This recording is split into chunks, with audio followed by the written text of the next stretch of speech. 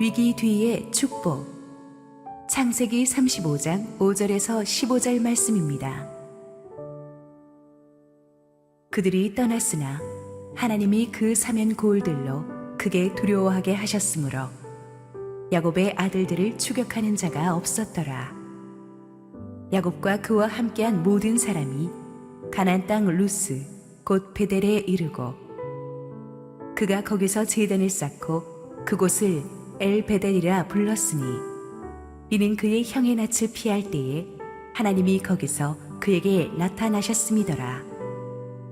리브가의 유모 드보라가 죽음에 그를 베델 아래에 있는 상수리 나무 밑에 장사하고 그 나무 이름을 알론 바굿이라 불렀더라.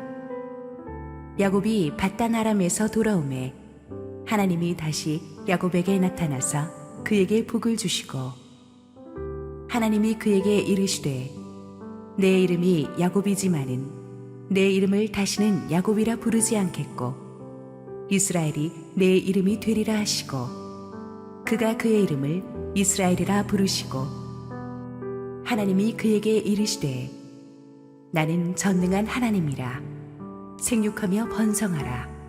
한 백성과 백성들의 총회가 내게서 나오고 왕들이 내 허리에서 나오리라.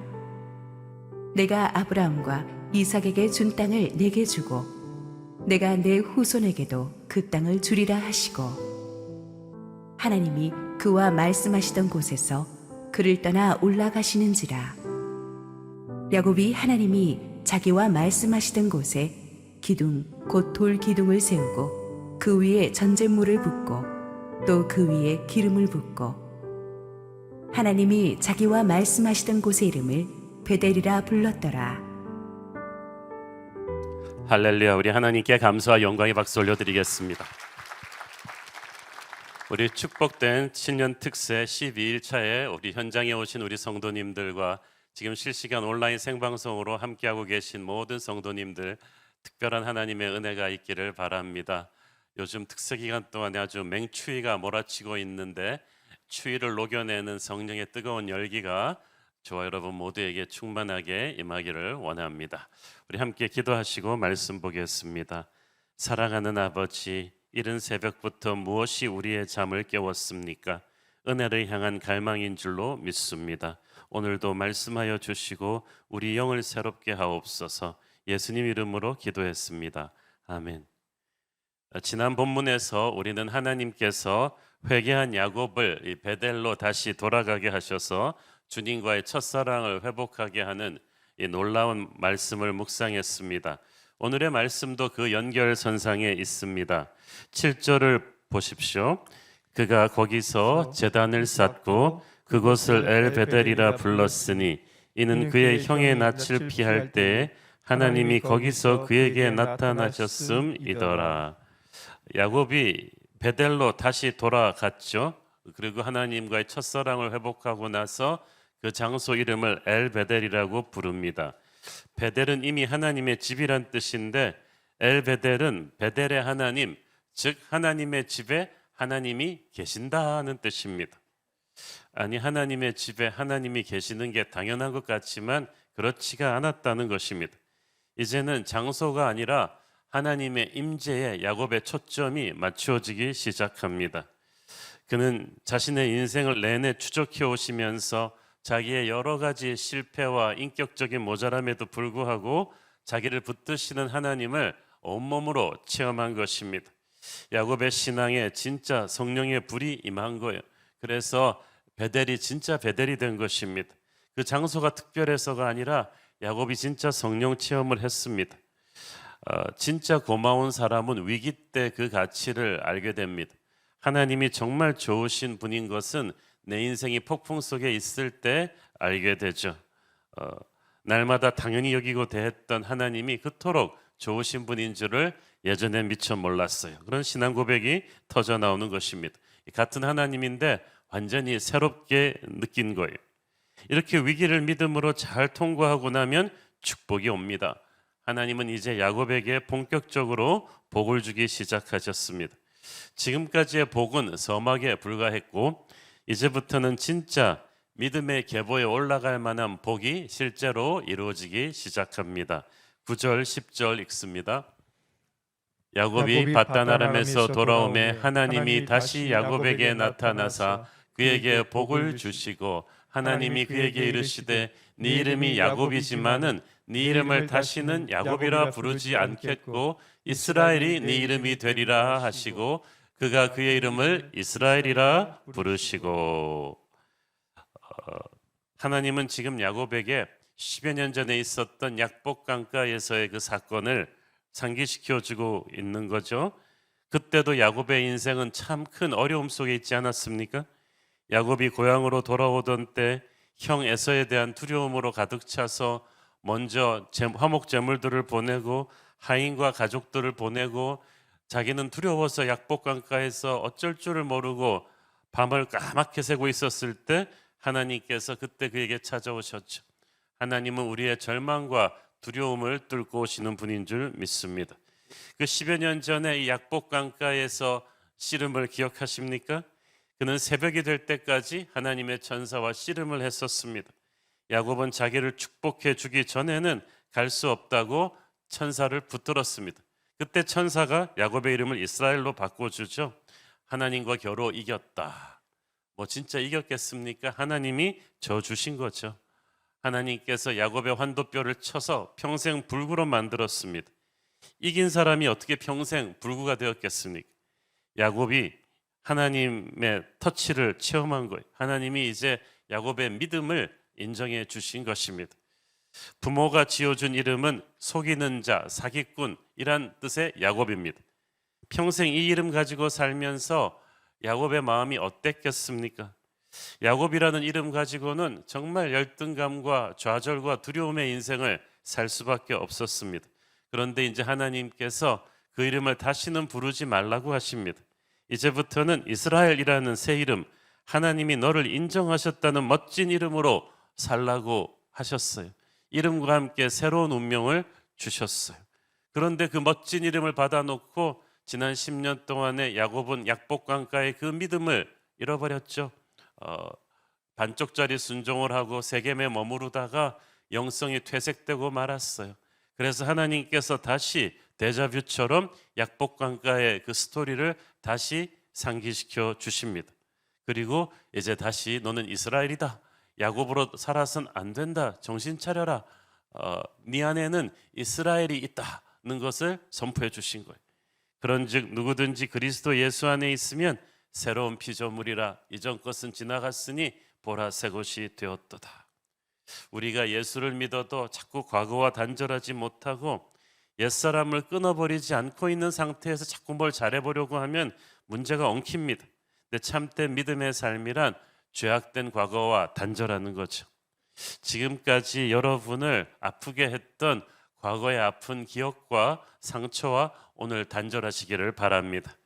상처투성이의 과거가 자꾸 우리의 미래를 망쳐서는 안 되거든요. 우리는 모두 과거에 어떤 사건, 사람에 대한 상처가 있어요. 다시 돌아갈 수만 있다면 그런 실수 안 할 수 있을 것 같아요. 그러나 아무리 애를 써도 과거를 바꾸지 못합니다. 그러면 어떻게 해야 됩니까? 과거가 나를 괴롭힐 때 우리 주님은 어제나 오늘이나 내일이나 영원하시니까 예수님을 모시고 우리 과거의 상처 있는 곳으로 돌아가는 거예요. 어떤 분이 굉장히 막 인생 허무주의에 좀 빠져 있었어요. 여자분인데 또 왜 그러냐 그랬더니 목사님이 상담을 하는데 보니까 어릴 때 그렇게 애주중지 키우던 개가 있었는데 그 당시는 이 사람이 없는 사이에 그냥 아버지가 동네 개장수한테 줘가지고 보신탕집에 팔아버리고 보니까 그 동네 보신탕집이나 아버지는 뭐 쉽게 생각했지만 자기한테는 그 개가 그냥 개가 아니었던 거예요. 그냥 형제처럼 같이 자라나던 개였는데 그게 트라우마가 온 거예요. 그래가지고 막 인생을 살아서 뭐 하나 뭐 그 아픔 속에서. 그런데 우리 주님께서는 근데 그 목사님이 참 지혜로우셔서 우리 자매님 예수님이 그렇다면 남들은 들으면은 웃을 수도 있지만 이건 웃을 일 아니니까 예수님을 모시고 그 과거의 그 소녀의 기억 속으로 돌아가서 우리 예수님이 상처를 치유해 주도록 하십시다. 눈을 감고 그 상처 속을 떠올려 보고 우리 주님이 가셔서 그 과거의 아이의 눈물을 닦아주시고 그 쓴 기억을 지워버리도록 우리 나사렛 예수의 이름으로 선포하십시다. 그렇게 그 자매의 그 내면 세계, 내면 여행을 하면서 힐링이 된 거예요. 야곱도 굉장히 많은 과거의 상처가 있었습니다. 자꾸 그래서 이스라엘로 살아야 되는데 자꾸 야곱으로 돌아가는 거예요. 하나님께서 그때마다 다시 정신 차려라. 너는 이스라엘이다. 더 이상 야곱으로 돌아가선 안 된다. 야곱에게 새 이름을 주신 분은 야곱 자신이 아니라 하나님이셨습니다. 새 이름을 받는 순간 야곱은 과거의 트라우마에서 탈출하게 됩니다. 10여 년 전 약복강가에서 주셨던 그 이스라엘이라는 이름의 파워를 하나님께서 다시 한번 확인시켜 주십니다. 처음 그걸 받을 때만 해도 그 보배로운 의미를 잘 몰랐던 야곱은 비로소 그 의미를 깨닫게 됩니다. 이렇듯 우리도 옛날에 받았던 은혜의 말씀들을 세월이 지나서야 오늘의 삶에서 깨닫고 확인하게 되는 경우가 있습니다. 하나님은 새로운 미래를 야곱에게 약속해 주십니다. 11절 12절 읽습니다. 하나님이 그에게 이르시되 나는 전능한 하나님이라 생육하며 번성하라. 한 백성과 백성들의 총회가 네게서 나오고 왕들이 네 허리에서 나오리라. 내가 아브라함과 이삭에게 준 땅을 네게 주고 내가 네 후손에게도 그 땅을 주리라 하시고. 자, 보세요. 첫째, 하나님은 자신을 전능한 하나님이다 라고 소개하십니다. 약속은 능력이 있어야 지킬 수가 있어요. 하나님께서는 나는 전능하다, 능력이 무한대다. 그러므로 나는 어떤 장애라도 뚫고 네게 복을 줄 수 있는 능력이 있다. 나를 믿어라. 능력이 무한이면은 뭐 적을 분석할 필요도 없죠. 무한한 능력으로 커버하면 됩니다. 그래서 우리는 문제를 분석하지 말고 무한하신 하나님을 묵상하는 겁니다. 하나님께서는 수많은 백성들이 야곱의 후손에서 나올 텐데 그 중에 왕들도 포함되어 있다고 하십니다. 진짜 다윗 왕이 거기서 나오잖아요.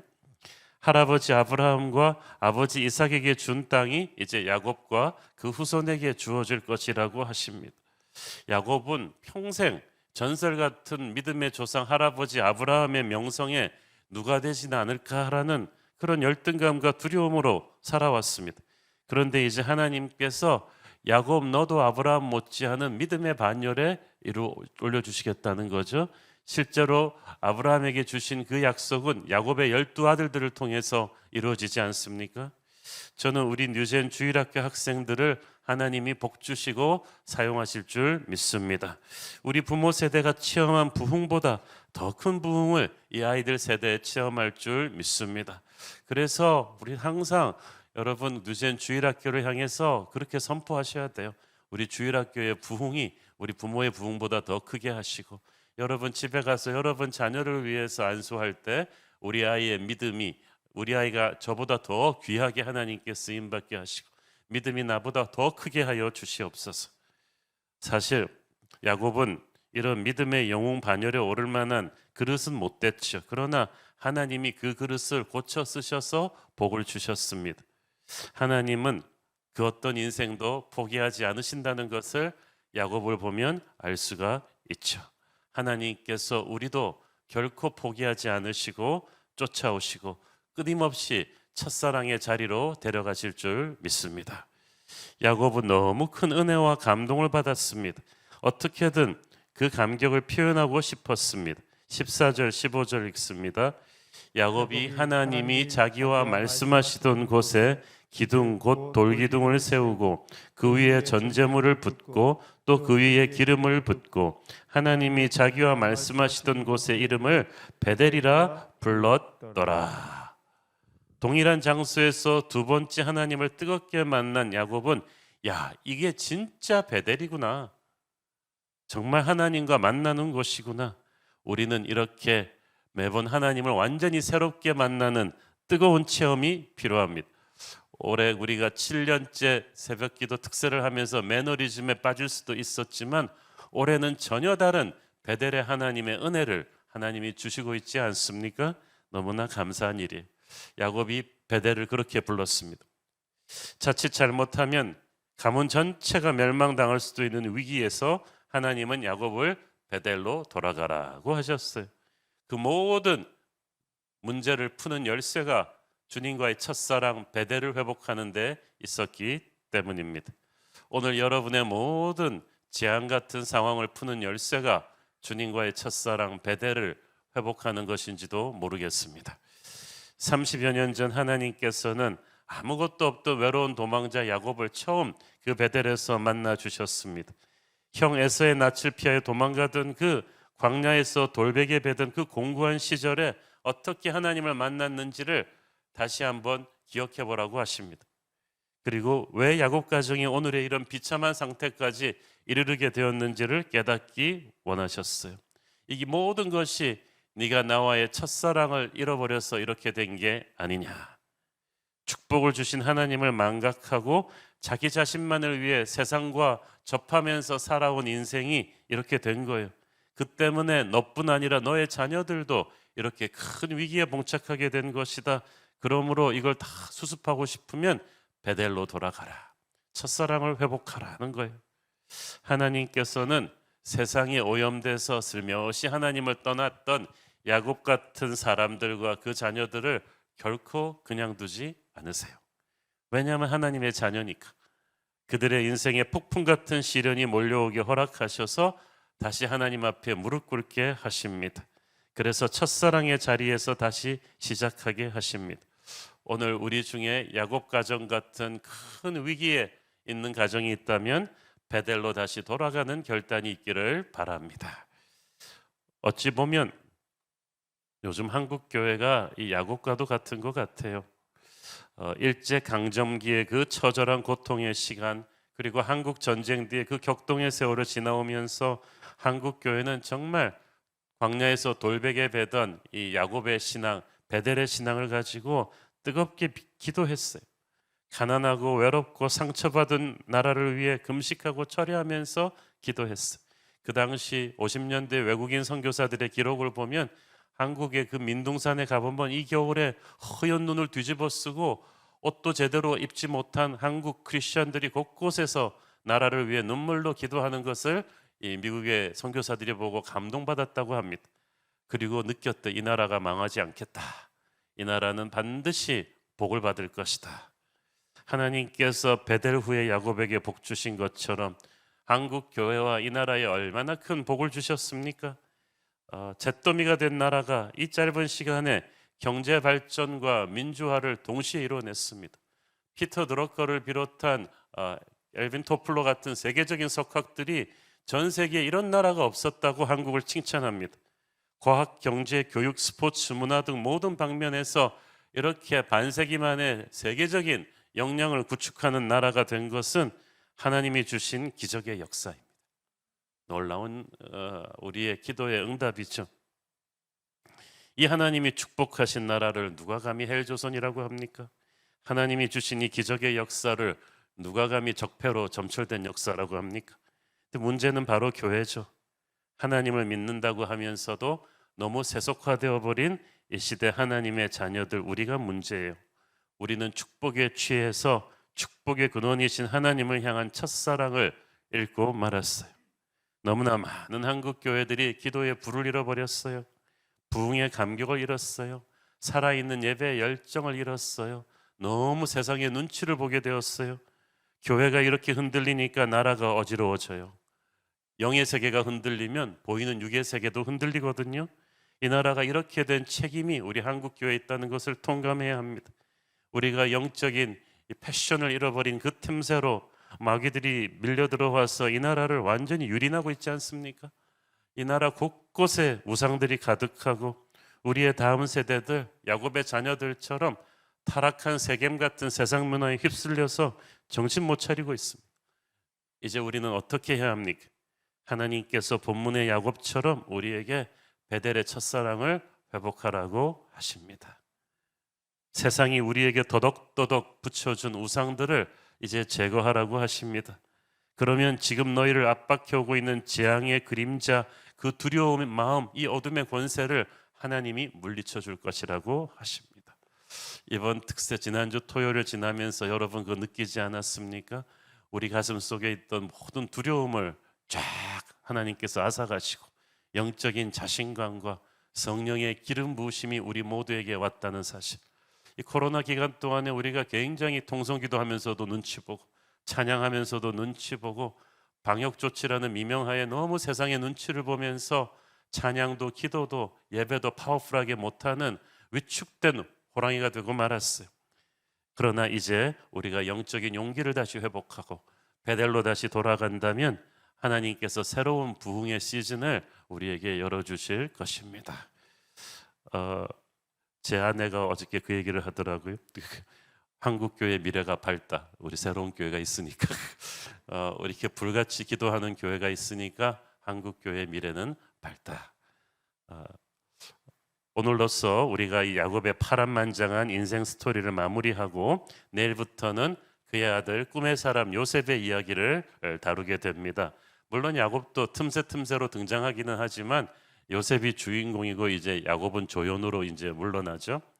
그래서 잠깐 지금까지 이 야곱의 인생을 잠깐 캡처해 보기를 원합니다.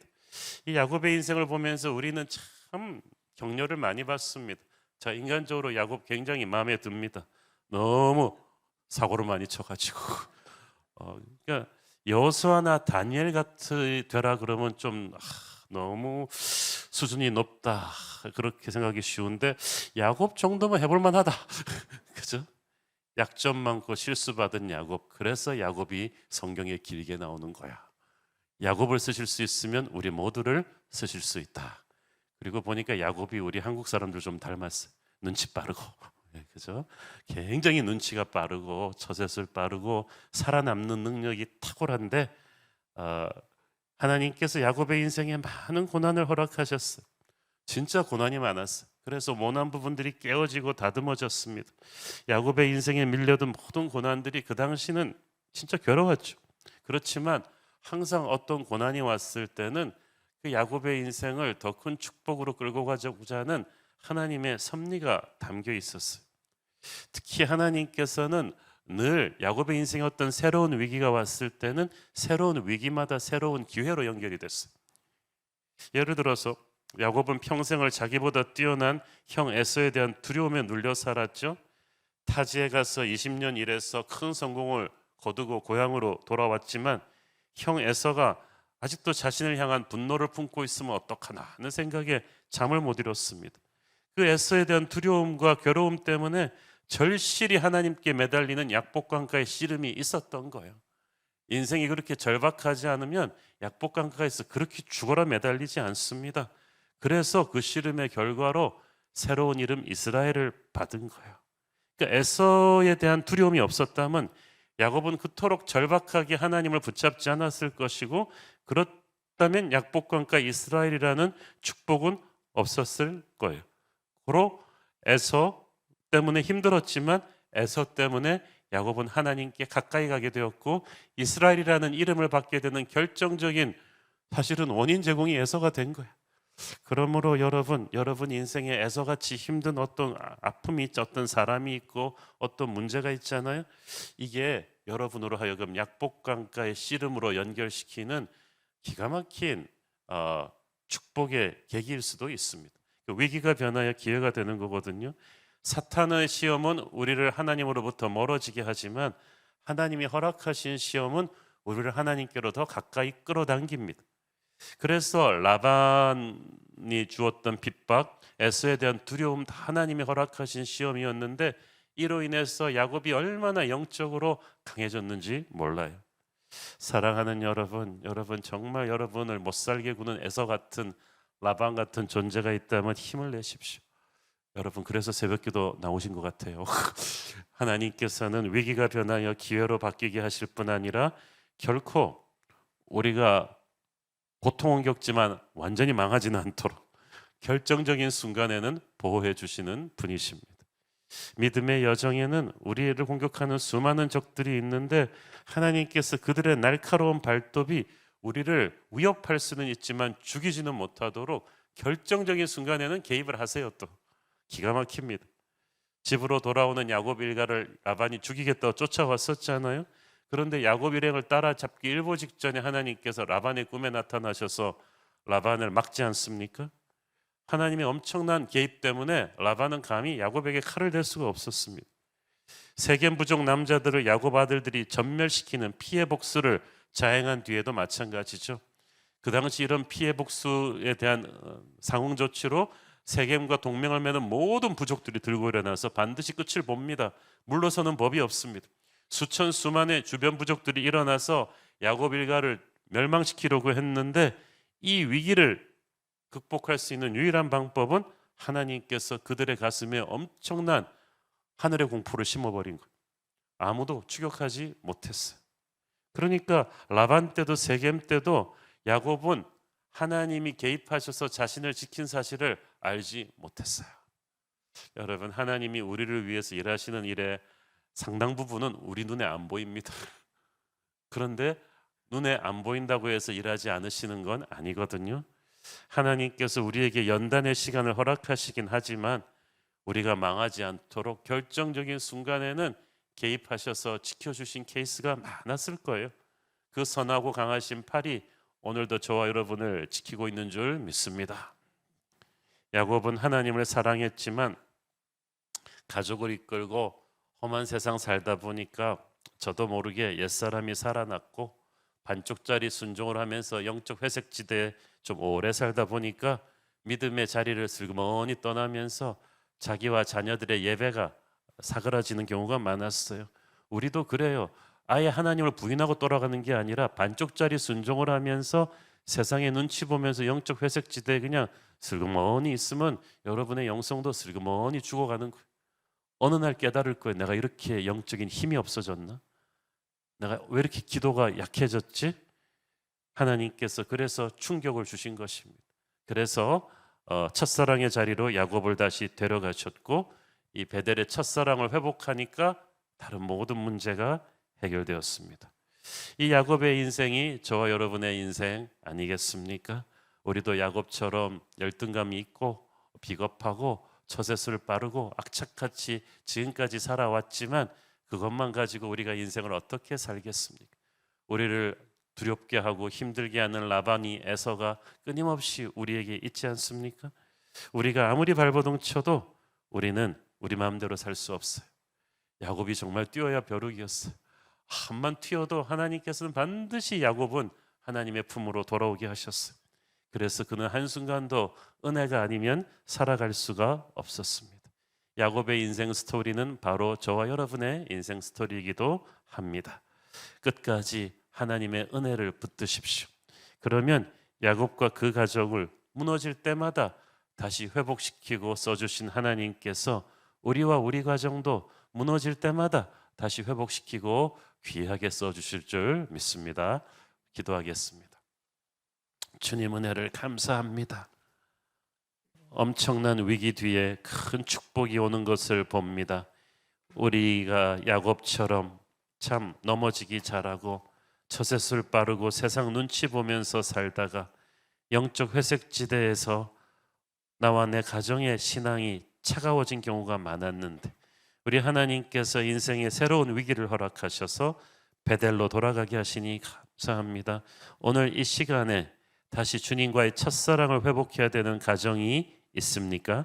그런 인생이 있다면 오늘 결단하고 주님과의 첫사랑을 회복하게 하옵소서.